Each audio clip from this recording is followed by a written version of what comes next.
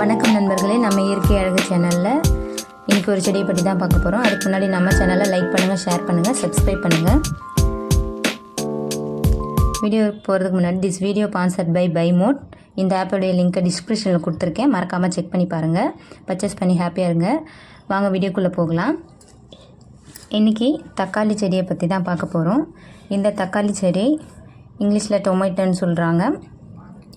இந்த தக்காளி செடியை தென் அமெரிக்காவை தாயகமாக கொண்டது. இந்த தக்காளியில் விட்டமின் சி, ஏ, பி இதெல்லாம் இருக்குது. அதே மாதிரி இதில் மாவுச்சத்தும் இருக்குது.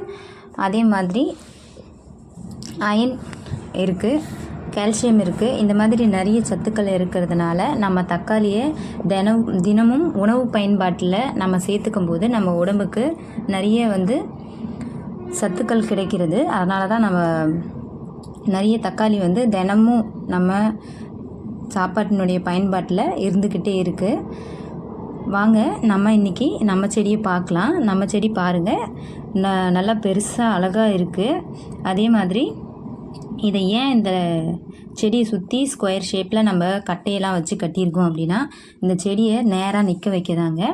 ஏன் நேராக நிற்க வைக்கணும்? அது வளர்கிற விதத்துலேயே நம்ம விட்டுடலாம்ல அப்படின்னு சொல்லி நம்ம பார்த்தோன்னா, அப்படி விட முடியாதுங்க. அப்படி விட்டால் அதில் வர காய், பூ இது எல்லாமே டேமேஜ் ஆகிறதுக்காக நிறைய வாய்ப்புகள் இருக்குது. ஏன் அப்படி என்ன ஆகும் அப்படின்னா, இப்போ தக்காளி வந்துடுச்சு, அது தரையில் படும்போது பூஞ்சை தாக்குதல் அதிகமாக இருக்கும்.